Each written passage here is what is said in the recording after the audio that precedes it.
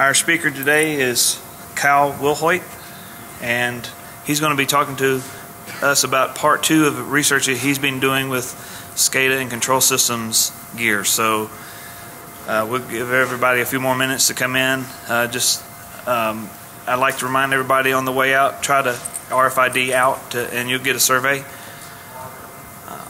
I appreciate it. Thanks for coming. Is the mic on? Okay. Okay. Oh, he's going to have a lapel mic. Can you hear me? Okay, good. Okay, good. Yeah, that's right. All right, Kyle. Okay. Thanks. Yep, thanks, Chris. As Chris mentioned, my name is Kyle Wilhoit. What I'm going to be discussing today is looking into who actually attacks SCADA and ICS devices. This is part 2 of some research that I've been conducting since November and December of last year, and I presented the first half of this in Black Hat EU earlier this year. The difference is, if you weren't in that, you're still going to get all the same data, but additional data as well. So this is actually going much deeper into the architecture, into what I did, the attack methodologies, etc., and how I attributed the data to the attackers that were going after these honeypots. So this is more in depth. It is the second part, but keep in mind you don't necessarily have to know about the first presentation at Black Hat EU to really get the value from this. So a quick who am I? Again, I'm a threat researcher at Trend Micro. Do research and blogging on criminal underground, targeted malware, malware-based espionage, exploits, vulnerabilities, all the traditional security stuff that everybody hears about. Look into malware reversing, detection, and again, ICS and SCADA security, obviously, that's why we're all here. Offensive exploitation, those types of things. So what's the presentation going to focus on? I think a lot of you probably know, but nonetheless, we're going to talk about, first of all, kind of an overview and concerns with ICS. That's for those of you that may not necessarily be in the ICS arena. But this is going to help kind of those individuals get introduced into the concepts and introduced into some of the basic concepts of ICS and SCADA. Also, we're going to look at who's attacking ICS devices, as well as the targeted attackers, looking into their methodologies, looking into some of the things that actually came up against the devices.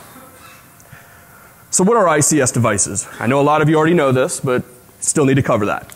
They're used in virtually anything where production is created. So it's used in automobile manufacturing, energy, gas, water.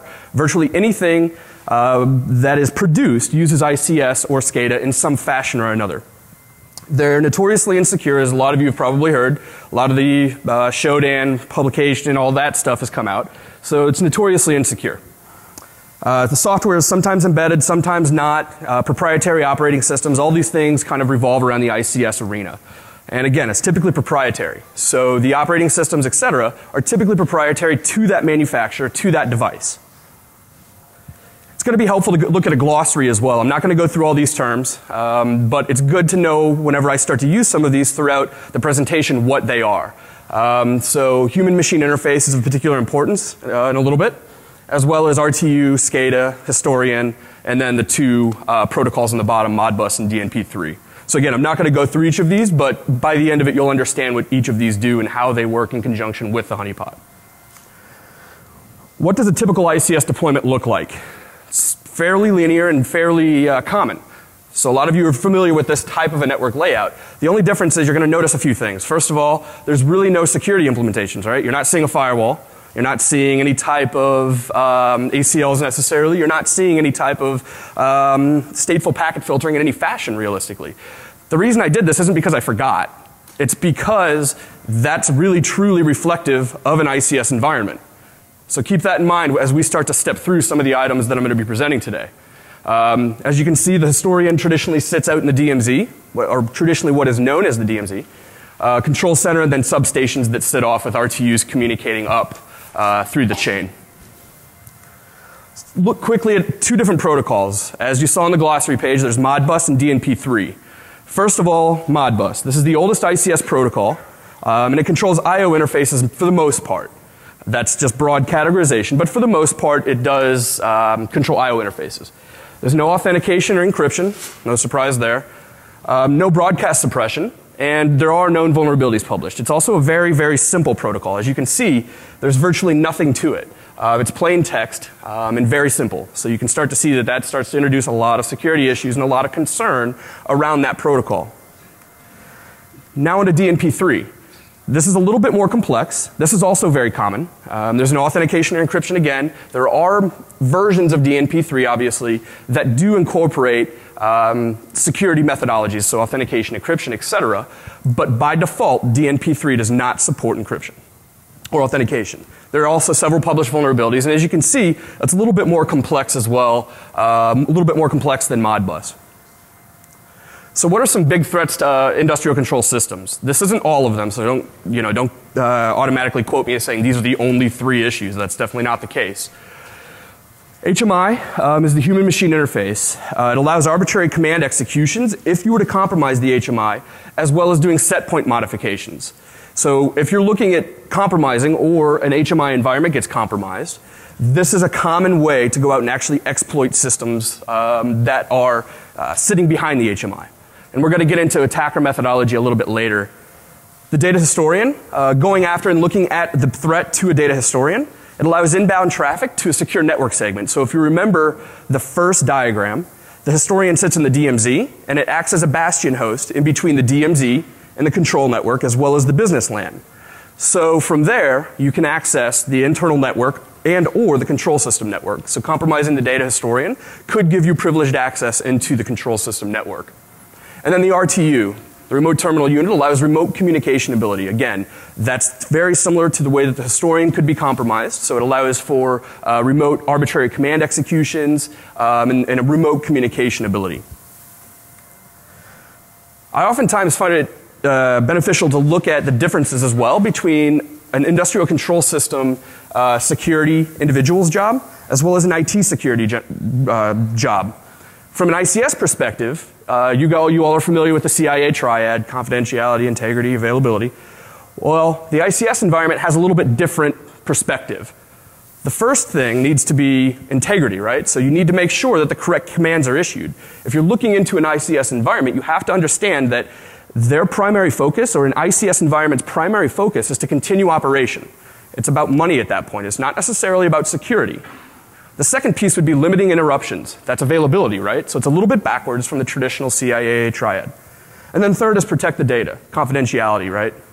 From the IT side, it's pretty obvious. Protecting the data, correct commands are issued, and then limiting the interruptions for availability. So it's a little bit backwards, but it's important to understand from an ICS standpoint what that mentality is. It's much different from a traditional IT security practitioner standpoint. So if we want to talk about pure numbers, the first half of 2013, this was released about a month ago, there's been over 200 confirmed incidents. And if you look at the actual pie chart breakdown, the energy sector accounts for 53% of those incidents. That's an interesting statistic as we start to go forward and look into some of these vulnerabilities and what's going on in these. As we all have heard, SCADA is internet facing, nothing new there, right? Everybody's heard this, everybody understands that this is happening. Some of the common places that you're going to see SCADA being produced and pushed out to the internet are listed here. So using Google is a pretty common one. I used some Google Foo to pull up some metering information. That metering information is actually from San Francisco. So I mean, it's very easy to start to pull data from internet-facing SCADA devices that are traditionally insecure. Shodan, as everybody's heard, eRIP, Pastebin, and Twitter. The reason I list these is because these are the methodologies that I was using propagating out my systems and getting them advertised to the world. So now that we've kind of looked at ICS, SCADA, IT security, all those wonderful buzzwords in general, now I'm going to talk about a story. So there was a water pump controlling pressure and availability. This happened in a total of 8 countries, population of roughly 50 million. Multiple cities across each of these countries. So there's multiple cities in each of these countries across the globe. They're all internet facing. There's no security measures in place to speak of whatsoever.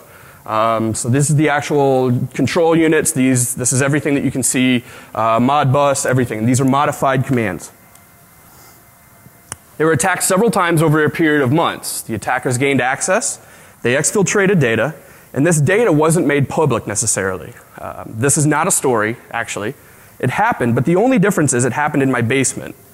It also happened across the globe in a virtualized environment that I deployed to those 8 countries. We're going to step in now to look at the actual honeypots that I developed from a virtualized standpoint. This differs from the Black Hat EU talk that I did because I took the actual physical ICS device that I created, or ICS honeypot I made in my basement, I virtualized it, and then I deployed it worldwide on virtual instances across the globe. So in total, there were 12 total honeypots in 8 different countries, as I mentioned. China, Japan, Singapore, Australia, Brazil, the US, and one other that I don't remember the 8th one right now. It's been running since January 2013. This environment has been. It's a combination of NIC systems, Windows, and embedded system OSs as well. So I'm using a combination of all of these items, as well as open source SCADA devices and open source HMIs, etc. So I'm using a lot of open source tools as well. What does the attacker see? If they go out and they start to probe around and start to look, what do they see? It's fairly simplistic, right? From an internet's perspective, they go out and they see the external IP that's mimicking a control system, or otherwise known as, at that point, the HMI, human machine interface. And then behind that would sit the PLC. The way that the attackers would find these honeypots is probably a pretty common question that I've been getting. I've also been going out and I've been using Shodan, so a lot of times I'm seeing actual referrers come through and hit the IPs and hit the honeypots via Shodan. In addition, I've deployed it out on Pastebin as well. That's a pretty common propagation platform to be able to deploy out and put SCADA IPs. This is a water control, et cetera, et cetera. So I used Pastebin as well. That's fairly common. So what else do the attackers see? This is just a quick video of one of the particular honeypots. This was a testing honeypot that we developed. As you can start to go through, keep in mind that this is all insecure. This is a common type of ICS device that you're going to find on the internet. Again, keep in mind that whenever we were out and I showed you the actual Google search that I had done, this is a very similar mock-up to what would happen if you go into those metering devices. I didn't obviously go in and modify anything, but I did go in and access. At this point, if you enter in an actual standard default password, log in, this is the HMI, you can go in, and this is where you can start to do system commands, shutdown, all these different items. It's very simple for them to get in, and it's very simple to go out and actually start to Google what default username and credentials are for these systems. Unfortunately, this isn't necessarily, this isn't new. This isn't something that, you know, oh, well, Kyle, you've deployed these systems, but you left everything default. Yeah, unfortunately, that's a majority of the world right now is doing this type of thing. So this isn't just, you know, rare. So this is the new architecture. The idea behind showing you the actual entire architecture is twofold. In the Black Hat EU talk, legally, I couldn't at that point, primarily because of the actual beef module up top. For those of you that are familiar with beef, we're going to go into detail into that here shortly. Legally, the lawyers at Trend Micro didn't really like me talking about essentially exploiting the attackers, but we'll get into that. So I might actually not have a job at the end of this talk. I don't know. So if anybody's hiring, let me know afterwards. So as you can see, there's a homepage system, and that dumps off to several other pages. So I have a Python script that I had created to mimic Modbus, and from that, the attackers could actually start to sniff traffic, look at the Modbus commands themselves. It's all clear text, etc. So fairly standard there. Once the attacker actually gained access to the actual HMI, so on the far right, the SCADA HMI, that's whenever I would run a beef module or a beef inject and actually inject the attacker, and that's how I would attribute who the attackers were. We're going to go into depth on that shortly. And then based on that, there's a lot of other HTML as well as ASP pages that are chunked off of that to make it more realistic. Pumping pressure, a lot of graphics. So if you make a modification to a set point, it will automatically modify a graphic, etc. So those types of things. Some of the tools that I used. SCADA BR, that was a really great open source HMI. I actually used that and modified some things on that. And that's what gave me the good HMI on the backside of the system to be able to issue and accept commands, modify set points, do all these things. Beef, obviously, I used as well. Also used OpenDNP3, which really helped out a lot whenever I was interfacing and creating a physical device. I've created some physical devices to deploy worldwide, etc. So I used that pretty heavily, as well as Snort and a couple other open source tools as well. to be able to monitor what the attackers were doing. So we're actually going to go into some of that as well. What were the vulnerabilities that I presented? These are fairly standard. Again, these are not new. These aren't anything that would be out of the ordinary on a traditional ICS/SCADA system. SNMP vulnerabilities, so read, write, SNMP, standard stuff there. Packet sniffing, IP spoofing, all the traditional types of attacks you'd see. Specific ICS vendor vulnerabilities. The first iteration, or the physical device, I actually deployed Siemens Simatic S7200, and that's what I was using to actually mimic these devices as well. I virtualized it after that because I was running out of budget, and those devices you have to buy on eBay, and it's a big pain. So that's why I virtualized it, to be able to deploy it worldwide and I don't have to really leave my basement. HMI server vulnerabilities. SCADA BR is great, but there are also some vulnerabilities with that software. So there are obviously some vulnerabilities there that aren't necessarily published, but they are there. Someone that has some web app pen testing skills would be able to easily go out, gain access, compromise that system. Authentication limitations, so that's pretty obvious as we saw in that demo. Just default username and password credentials, nothing new there, pretty standard. Limits of Modbus and DNP3 authentication encryption. Again, that's going back to the fact that these are in plain text. This is not encrypted, not authenticated. VxWorks vulnerability, and specifically for this, I was utilizing VxWorks for the FTP side. So I was utilizing a vulnerability in FTP that's easily attained, that information is easily gotten from the internet just by going out and Googling it. And then open access for certain ICS modifications, for fan speed, temperature, utilization of the ICS, etc. There were several instances that I left open pages, and I also tested instances that I left ICS/SCADA pages open and waited for those particular individuals to come in and see if they would modify those pages without even having to log into anything. We'll get into the attack statistics soon. So the next logical question would be, what is an attack, right? So I considered attacks only things that were targeted, first of all. And by targeted, I don't mean state-sponsored. I don't mean malware-based espionage. I don't mean those types of things. I mean targeted as in I was watching individuals perform reconnaissance on the devices and then going into not only footprinting but fingerprinting and doing all the traditional life cycle of attackers. That's what I considered an attack. I didn't consider automated scan attacks, etc., because that's really a waste of everyone's time, including my own. So I didn't include those. Only attempted modifications of the pumping system also. So anything that would compromise the operation of those particular honeypots is something that we were considering attacks as well. So anything that would be FTP, Telnet, Modbus, set point modifications, anything on that control system that could compromise the operation, I consider an attack. And only attempted modification via Modbus and DNP3. So if I was seeing protocol manipulation of any sort, I considered that an attack. Because that, at that point, shows that the attacker was gaining an understanding of the protocols and was going out and leveraging his skill set to be able to attack that honeypot.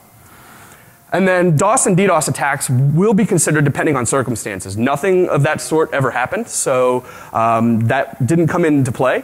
But I wanted to consider that because DOS and DDoS in ICS SCADA environments can bring an entire system to its knees in virtually seconds. So I had to consider that as an attack depending on the circumstances. Again, there wasn't anything in that realm that was attacked, so keep that in mind. So what was the attack statistics? 74 total attacks across the globe that we were seeing. A large majority, as you can see, is from Russia, 58.1%. And again, I didn't just attribute this to IP. So for those of you that are like, oh, well, how does he know it's Russia? We're going to get into that. And I'll probably be without a job. So from a non-critical attack profile, right? Non-critical attacks are a bit different. And whenever I say non-critical attack, what I'm referring to is an attack that could compromise the future of the actual ICS device, the future operation of that device, meaning that if they could gain access to the system, they could be persistent in that system, but they may not have dropped that device at that time, or they may not have been exfiltrating data for that time. They may not be doing certain things. So they might just be resonant on the system, but not doing anything. And that's what I considered non-critical, quote unquote.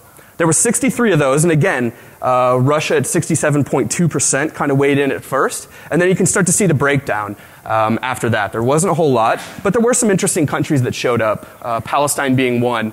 The interesting thing about Palestine actually is that I was monitoring an attack from the original honeypot that I deployed in my basement, and then I watched the same exact machine name. I tied it back to the actual host name, not the same IP, but in the same /24 network that actually was then attacking honeypots elsewhere in the world. So it was interesting to be able to watch. They were not only looking into those specific type of vulnerabilities and ICS vulnerabilities, I could watch them hit different honeypots across the planet. So that was an interesting statistic that I was monitoring from a couple different actors in Palestine was one of those. So now, from a critical attack standpoint, there was 11, with China actually weighing in at 1. And we're going to get into the Chinese attacks shortly. But that's the primary grouping of the critical attack. And again, Palestine was the interesting one, as well as in China. So I said that I wasn't really tracking automated attacks, but I was keeping statistics for those attacks, primarily because I want to understand just kind of what traffic you're seeing, what you're looking at, etc. So in all, over 5 months, there was roughly 32,000 automated attacks. That doesn't seem like a lot, especially for external facing ICS devices with IPs. And to be honest, I can't necessarily say why there wasn't more. I can just say that that's the number that I pulled. There was over 1,200 unique IPs that performed a majority of these attacks. There were obviously one-offs that had performed a single scan, port scans, those types of things. I didn't count port scans into this. Otherwise it'd be, I don't even know how many, probably in the hundreds of thousands, millions. But 1,200 unique IPs that performed those 32,000 attacks. So you can start to see pretty quickly that, I mean, a lot of those are going to be using automated, SQL injectors, etc. So keep that in mind, that this isn't necessarily, they might just be hitting these IPs with automated stuff and just let it go. So what are some of the attacks that we saw?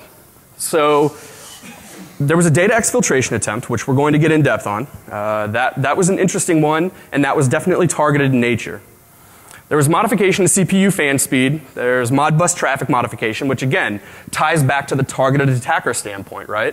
If I'm seeing Modbus traffic modification, I'm knowing at that point that these particular individuals are motivated to look into either destroying this device or attacking it in some fashion. It could be malware-based espionage, it could be statistical analysis, it could be whatever the case is, but that's what they're trying to do. HMI access was very high, primarily again because it's default username and credential password. Nothing new there. Modifying the pump pressure and modifying the temperature output. Those were interesting ones.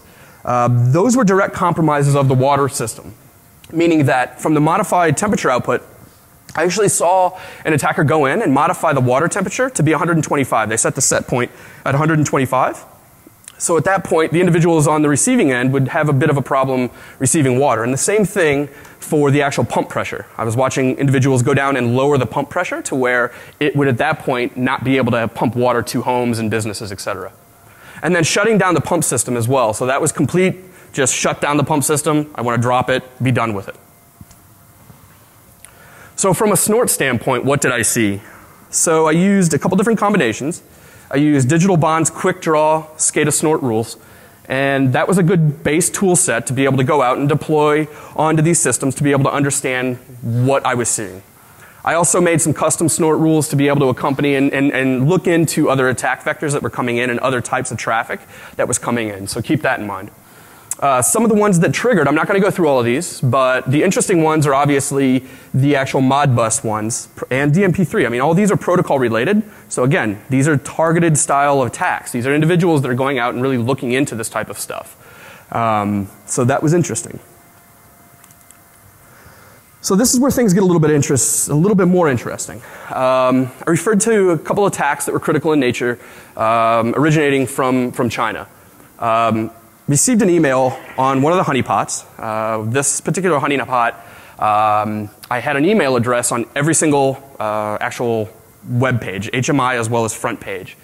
From that email address, I was just hoping to see if anybody'd email me. I wasn't even really expecting anything until one day I received an email. This is the text of the email. Obviously you can see it's riddled with some grammatical errors, as well as they're acting like the city administrator for that city. So it was a bit interesting because if I was in a city and the city administrator emailed me this asking me to fill out a document, I would question that. I guess they were assuming that most city administrators and municipal water supplies wouldn't do that. So if you work for a municipal water supply or you do something in that regard, don't respond to these emails and look for grammatical errors. I mean, it's pretty bad. So if you open up the document that was attached, it's a decoy doc, just like traditional targeted attacks that we've all seen and love. This is the decoy doc. Nothing there, right? So at this point, started to reverse engineer some of the malware. This also comes up whenever you execute the or open up the document. The decoy doc drops. You close that out, and this pops up. For those of you that are interested in open source intelligence, etc., that is tombkeeper@126.com. So for those of you that want to go out and find out who this particular individual is, have fun. That's a good one. So at this point, you can also start to watch network traffic, etc. And you can also watch dump files, drop files, etc. It drops 2 files. The first is gh.exe. That's just that's a hash dump. Nothing crazy there. And then AI shovels a shell back to a dump server, and those are the switches that you can see. For those of you that are familiar with Mandiant's APT1 report, this is starting to make a little bit more sense now, and we're going to get into that. But for those of you that are familiar, you've seen this before. The malware is communicating to a drop CNC server in China. It exploited the traditional CVE 2012-0158 vulnerability in Microsoft Office.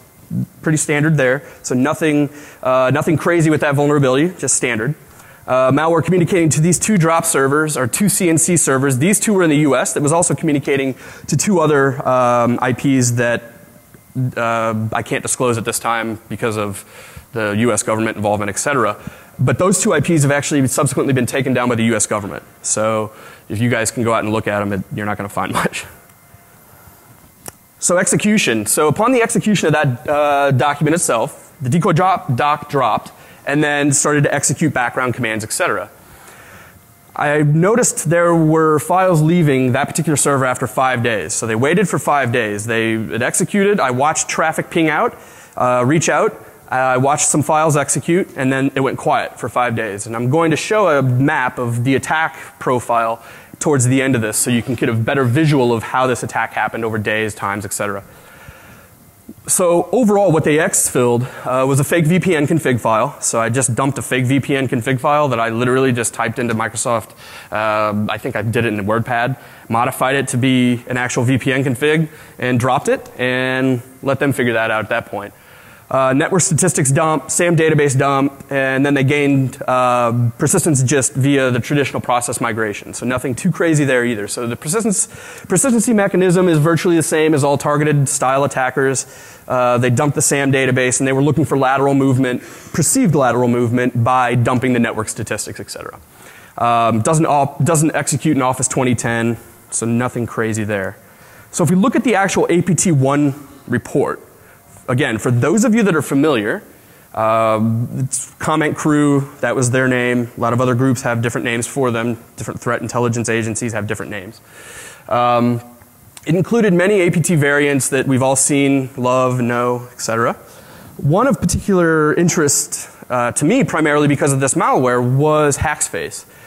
For those of you, that haven't seen it, this is a clip of where Hackspace fits into the development life cycle and when Hackspace first came kind of into existence. It was first seen in 09, latter part of 08. So that's whenever it first comes across. This is commonly used in the energy sector, seen across the board in the energy sector. This is the actual code of the malware itself. And you can see all of these 4 screenshots is the way that you can quickly attribute the data to Hackspace. So you can obviously see on the string dump to the left that it says the Hackspace at hash, $, etc. That immediately, from a targeted attack perspective, tells me what that is. And then everything else, as you can see, these are all the essential indicators of compromise that I was utilizing to be able to go out and see what those attackers used. So one step further, the connections that were actually seen, this is a listing of those. For those of you that are interested, I have my contact details at the end. I can give you all the IOCs that I created for these. So if you want IOCs directly for Hackspace, feel free to reach out to me and I'll send them out to you. That includes MD5s for all the files, etc. So I have all that, and I'm happy to share that. I just didn't include it here because I don't want you guys to sit here and stare at a page of MD5s all day and try to write it down. So from an attacker lifecycle, this is kind of where we start to look into the attribution framework, right? I start to look into the attribution framework a little bit differently because think about the attribution framework of an ICS attacker is a little bit different than a traditional pen tester, a traditional attacker in that realm. What I mean is they still perform a lot of the same steps, so a lot of this isn't going to be necessarily new to you, but what they perform in those particular steps is a bit different. So if we look at the reconnaissance stage, at that point they're doing all the traditional type of reconnaissance, open source intelligence, Maltego runs, Maltego transforms, Google searches, all those traditional things, so nothing too new there. From the scanning section, they do CAM table scans and ICS protocol responses. They're trying to see and probe out to find out what these particular systems are running, what they're doing, how they're doing it. So that's the next step, and then enumerating is pretty simple on that as well. It's just man-in-the-middling the actual ICS protocols. So again, nothing too different there. The next stage is a bit different. And from the experience that I've had with the honeynet, they took one of two steps really at that point. The first was, do they want to disrupt the system, right? Do they want to take that system down? That would be denial of service, system shutdown, system modification, whatever the case is, that would be the disruption. And then penetration is really kind of that targeted attack perspective. That's passive monitoring, lateral movement, and then progressing through that environment. So looking for other devices, looking to compromise other devices for whatever their purpose is. And then from the infection stage, that's pretty common as well. That's infecting ladder logic, so actually injecting it into the systems themselves, altering the process inputs, alter process outputs, so you're processing and altering inputs and outputs to any of those ICS devices. Disabling the alarms, that's a pretty important one. I've actually seen that one happen as well, that I actually saw individuals go in and disable alarms. So if there was an issue with the device, it wouldn't actually alarm the ICS engineer. That was an interesting issue because I saw some attackers that would go in and actually compromise the system, modify an alarm, and then leave. So that was somewhat interesting, and I actually started to probe into those attackers some. And then finally, just again, system shutdown, nothing too crazy there. It's kind of the same as disrupt. So now we're going to get into the stuff that could compromise my job. From an attribution standpoint, I really looked at three things. The first was IP, right? Everybody, oh yeah, IP attribution, that sucks. It's not, and I agree, it sucks. That's why I went to beef, and that's why I went to code analysis. From a code analysis standpoint, I was able obviously to go out and look at the particular Decoy Doc, look at all those items, and really contribute it back to that point as being kind of a targeted, state-sponsored, quote-unquote, attack. Beef, however, I was using on a different fashion. I have to say this legally, that I utilized beef behind the actual HMI. So if we think about the architecture of the honeypot, the HMI is a secured area that had default username and password credentials. Once they authenticated past that device, at that point they're kind of mine, right? So at that point I injected beef into their browser, and I was able to run several commands against the particular individuals. Keep in mind, beef is a functionality and beef is a framework that allows you to do everything from doing an internal host name lookup all the way to going out and putting an interpreter shell on their device and running persistence mechanisms. So keep in mind that this isn't, I didn't go that in depth because I had some discussions with law enforcement, etc. in the US, and they had advised me not to do anything that far. So I didn't do that. But what I did do was I detected Tor. So there's a methodology within beef that allows you to detect if Tor is being utilized on that host. So that's nice, right? Because a lot of times people are saying, oh, well, what's going to happen? You know, the guys are probably using anonymizers, Tor, whatever. Well, beef will help you identify if it's not, or if it's being utilized. You can get registry keys. These are the 5 things that I ran. Get physical location. So that actually works in a couple different fashions. One of the methodologies is actually kind of triangulating based on physical Wi-Fi signal. So it actually helps you get a physical location of where that box is sitting. Get system information. That includes host name, internal IP, etc. And then get internal IP is pretty obvious as well. So you can start to see some of the events on the bottom, and that's kind of the authentication mechanisms, and you can start to see the events. That's in beef. You can track what the users are doing, where they're clicking, how they're doing it, when they're doing it, etc. It will also show you refers. So if the individual was coming from Shodan or if they were coming from somewhere else, I can see that in the refer whenever they actually hit the site. So you can start to attribute how the attackers are finding your items, right, your devices. You can start to attribute that. And you can start to see as well that you can get mouse clicks, you can get virtually anything you want. If you run a script, I actually ran a script on this that when the attacker actually gained access, it would automatically inject them without any interaction from me. I don't like being up 24 hours a day monitoring these devices, so instead I just had it automatically inject. Again, legally, yeah, that's questionable, and I don't think I was supposed to really talk about this piece, but it is what it is. So looking back at the targeted attack, I wanted to kind of break down what the days looked like, right? It's kind of a different architect. So the attacker actually sent the spearphished email. The attachment was actually opened on a salted doc server. I had an internal server that had the VPN config file, salted documents, etc. I executed the actual document at that point because I wanted to watch exfiltration occur. I wanted to see if anything was going to happen. And to be honest, I didn't expect much to happen at all. This was way beyond anything that I had expected to occur. So whenever I opened the attachment, started to run obvious, Wireshark captures, TCP dump, etc. And that's whenever I started to see that a backdoor was shoveled.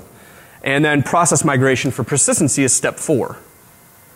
And then days 5 through 17, as I mentioned, this is whenever you're actually looking at when the attacker connected back in, and then the data exfiltration piece. Why there was a 5-day waiting period, I can't say at this point. I don't know. But what I can say is they connected back into 2100 Central Standard Time, and then they started to do data exfiltration directly thereafter. They did that for a period of about 30 minutes, a little bit more, and then they were gone after that. They dumped out again what I said earlier, config files, etc., and then they were gone, didn't come back. So from an attacker profile perspective, this is kind of lumping everything together and looking into the actual attacks themselves, right? So most of the attacks appeared to be non-targeted. That was again from the statistics earlier that I showed. The confirmed work, and I put comment crew in quotes because everybody has different names for that particular group. On one occasion, many attackers were opportunists, and whenever I say that, I mean I noticed a lot of individuals that would be just port scanning /24, an external network. They come across an interesting box that has port 502 listening, and at that point, they probably went out and Googled and said, well, what is port 502? Oh, it's Modbus. Oh, that's an ICS system. Oh, I've read a lot about that on dark reading. I've heard a lot of stuff about ICS boxes being compromised all the time, so let's go out and start poking at it. So I saw a lot of that where individuals were doing port scans and then they just come across, and what I would think is that was the methodology. They'd find 502, go out and Google it, and start to go from there. And there was an uptick in crimeware, and whenever I say that, I'm referring to A, the attacks that were based in Russia, quote unquote, and then secondly, the amount of malware that was actually being dropped on the boxes from an automated standpoint. There was a lot of malware that I was watching dropped, and they weren't anything new. It's just a lot of the same type of stuff that you see every day. But there was an uptick in that based on the fact that I had a worldwide perspective, not just in the United States anymore. So it was a bit different in that regard. A couple things that I started to ask myself was, why would the attackers go after a municipal water plant, right? I know a lot of you are probably like, well, this isn't Shell Oil, this isn't ExxonMobil where they can go out and get, secret formulas or mapping data for the middle of the ocean. And I can't honestly accurately say why the attackers would want to do this. That's why I say that there's a lot of opportunists. The people that were going out, shutting down these systems and modifying things, that was to my best bet. What I would think to be just an opportunist that wanted to shut stuff down, or some script kiddie in his mom's basement that just wants to mess stuff up. And that's kind of what I was thinking. But I also get the question, well, if these systems get dropped, right, in the way you say they do, they got shut down, they got water pressure changed, etc. Does this happen in the real world, right? Does this actually go on? Does this happen? The interesting statistic about that is, or to think about it in a different way, I don't think anybody really knows. I mean, ICS engineers are a very smart group of individuals, but their primary focus is not on security. Their primary focus is on ensuring that those devices stay up. So if there was an actual security incident against an ICS device, if a device dropped, if a device changed water pressure, if something happened, set points got modified, Their primary goal and objective is that at that point is to get the system operational. It's not to worry about doing investigation on was there an event, was there a security incident. Their primary objective is to say, I don't give a damn about that, and I want to get the device back online so I can continue to mine coal, or I can continue to get water, or do whatever. So I think that some of these things are occurring. With what consistency, et cetera, I obviously can't say. But what I can say is that they're probably occurring, but in what way, I can't say. So finally, for some recommendations. So my Black Hat EU talk, there were some recommendations that I made there, and some of these are a bit different. So if you want a full list of recommendations, you can contact me and I'll send you the full list. Or go out and you can look at my Black Hat EU slide deck and see the other recommendations as well. So it's a little bit different, but a lot of the same stuff. So the first is disable internet access to your trusted resources, right? I mean, a lot of this would be prevented if you disabled access to the trusted resources. A lot of these attacks in this talk, I wouldn't be standing here if I didn't have access to the internet with those devices. Maintain trusted resources at the latest patch levels. I think that's common, right? We hear that all the time. We say, oh yeah, always, patch your server, do these things. It's very, very important, and more so in the ICS SCADA environment, to keep your things patched. Because of 2012-0158, that CVE, for instance. If I had my system patched up, if I was using a modern Microsoft Office iteration, wouldn't have happened. It wouldn't have dropped that. And then make sure you're diligent in monitoring when those patches and fixes are released, right? Everybody says, okay, yeah, we're just going to deploy out new patches when they come out. Here's our life cycle, et cetera. But monitor those things, especially on the ICS world. I'm a big fan of two-factor authentication in whatever fashion or whatever iteration you decide to choose. That's not what the talk is about. What the talk is about is just saying, use two-factor authentication. It's not hard to implement. It can be costly, et cetera, but it's very important, especially on trusted resources, to utilize two-factor authentication at all, everywhere if you can. Control contractor access.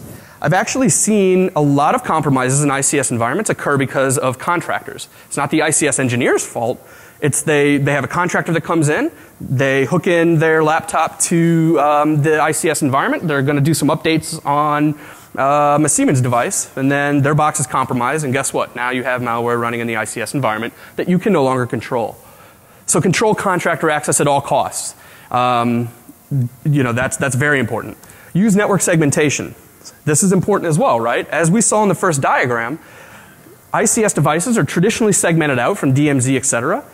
Ensure that you're utilizing that network segmentation methodology, and also put in security constraints in between those environments. Have firewalls, have ACLs in place, have those items in place that don't allow certain traffic in between those zones. Utilize just traditional security methodology. It's not hard to just throw in some cheap firewalls. Don't allow ICS protocols across corporate networks, right? Or other non-secured, non-controlled networks. Whenever I say don't allow ICS protocols, it kind of goes back to the segmentation piece, right? Go out, have the actual firewalls in place, and use the rules that are in place. Deny those things. Just do it in any default deny. Just be done with it.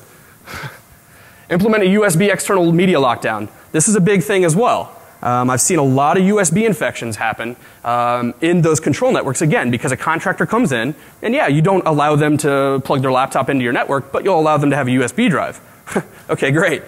That USB drive has malware. They're going to plug it into your machine on the control network, and then you're owned. So keep that in mind. Use proactive protection. There's a lot of communities and a lot of people that go out and they say, don't use IPS IDS in ICS environments because it has the opportunity to drop those devices, to break the boxes, et cetera. I, on the other hand, think that you should take a proactive approach and start to look into utilizing those technologies. Use IDS. Don't proactively block necessarily, but use IDS to get a visualization into what's going on in that network. Whitelist applications. This is important as well. Have a standardized set of applications that you're going to be deploying in those environments and stick to that plan. Don't make modifications unless it's absolutely necessary to do. Classify data and assets. This is the biggest thing. I'm a big proponent on incident response and forensics in the ICS world. And if you don't have a classified data and assets standard, you're not going to be able to perform incident response or forensics in that environment. I can nearly guarantee you. Primarily because if you have a list of data, or you have a list of machines rather, and you know what their criticality of those machines are, and you have that classified, you know how critical it is to go out and do incident response on those devices if something happens. So that's primarily for an incident response / forensic standpoint. follow a standard. I'm not a huge standard fan, but in this case, it is good to follow some sort of a standard, whatever it is. If it's NIST, whatever the case is, use something. Not necessarily not PCI where you have to go down the checklist, but have it as a foundation, implement some of the protocol things there, etc. Use it as kind of a good foundation. Red team often. I know a lot of guys are getting heartburn out here hearing that piece, but I think it's important. You have to understand, just like a normal corporate network, you have to red team and blue team. The same thing applies, in my opinion, in the ICS world. Have a lab, for instance. Take all the devices that you have, deploy them into a lab, and then do red teaming in that. And if you find a vulnerability that you're exploiting, just fix it in the production environment. So have a lab set up for that if you need to. And then manage your vulnerabilities. That's kind of standard with the business environment as well. Just keep on top of your vulnerabilities, keep on track with what you're doing, and constantly stay on top of that. So with that, that's all I have. I have my email address, my work email address, and my Twitter name. Feel free, again, to reach out to me directly if you want any of the lists of indicators of compromise, MD5s, anything like that. Feel free to ask questions before, after, now, whenever you guys like. And thank you.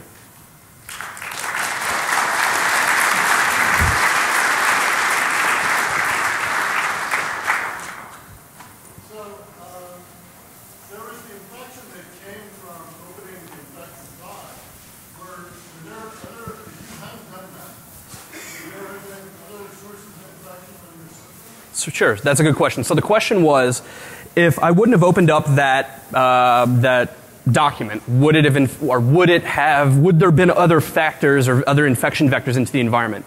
The short answer into the internal network is no. No, it wouldn't have. What the other vulnerabilities or what would have been compromised is realistically the operation of those devices. So the only real targeted attack that revolved around espionage or targeted style of attack was utilizing that traditional CVE 2012-0158. However, the other attacks that were present, the other vulnerabilities, etc., I wasn't really seeing anything that would have really compromised the system on the inside. They were primarily bringing the box down, modifying set points, very simple stuff. And that's why a lot of those attacks, as I kind of mentioned, were opportunist type of attacks. Because they weren't really like creating CVE 2012-0158 docs and sending them to me. They were they drive by, do a Google search for default username passwords, log in, start breaking stuff. So, does that answer your question? Okay, cool. Yeah.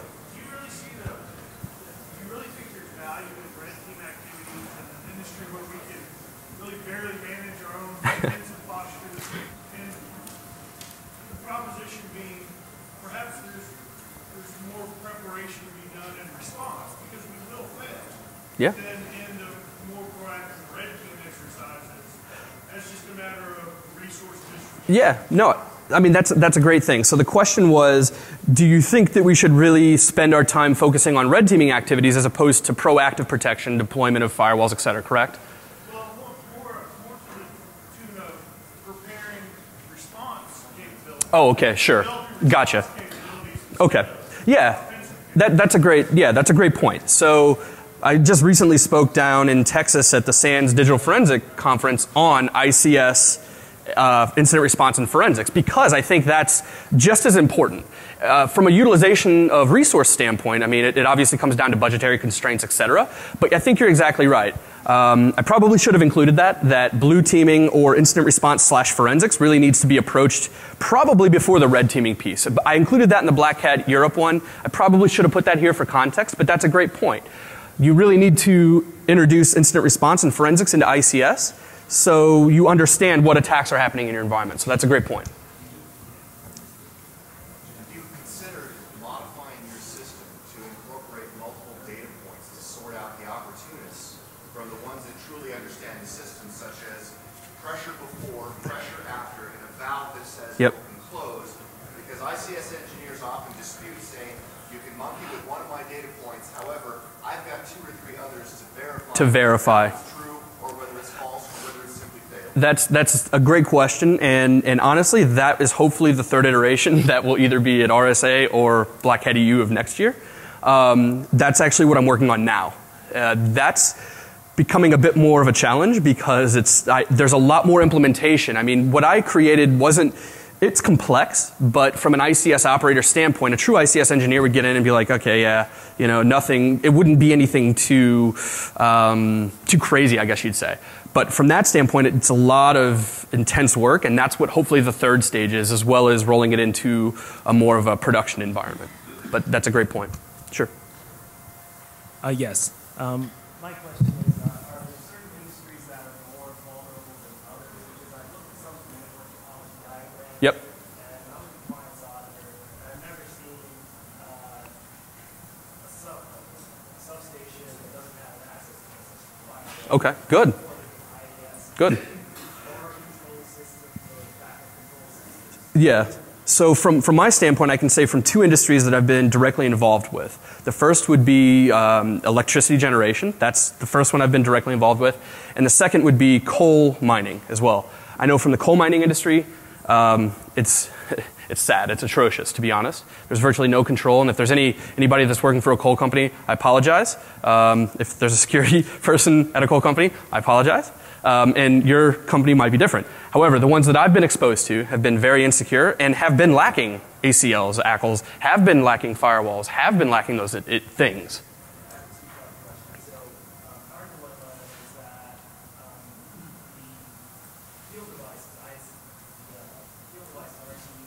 Yep.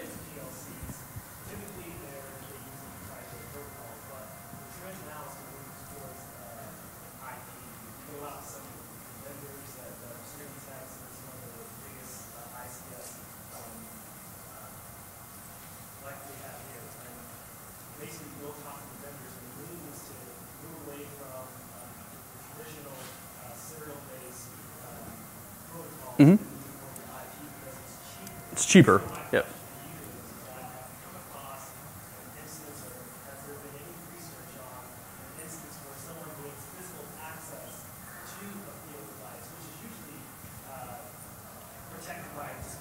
A fence, right? Or not even that in some cases, yeah.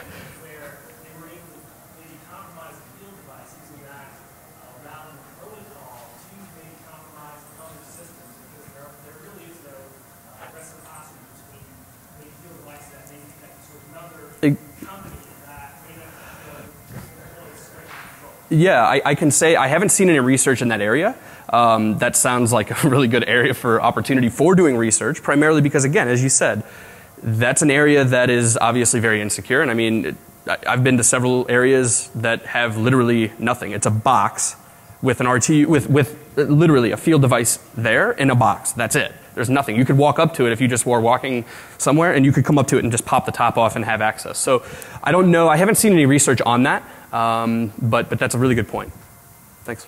Mm-hmm. So I wanted to ask about protocol attacks. You mentioned that Mm-hmm. tumble occurred, and it's a two-part question. One, those protocol attacks were reliable simply because you left the port open, or did they actually get in and then begin going after? That's a good. Yeah.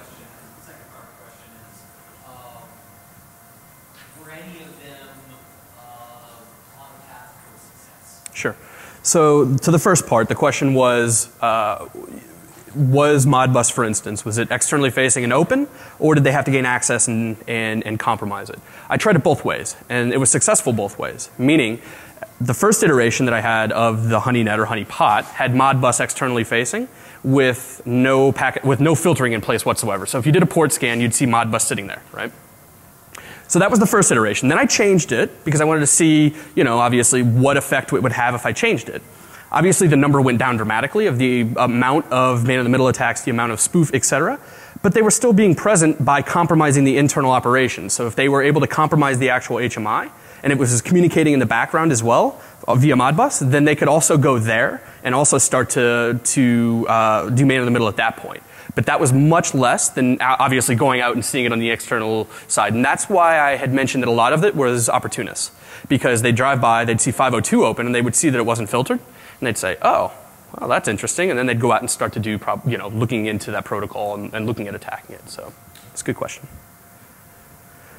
All right. Well, thanks again. Feel free to reach out to me if you need any information. Thanks.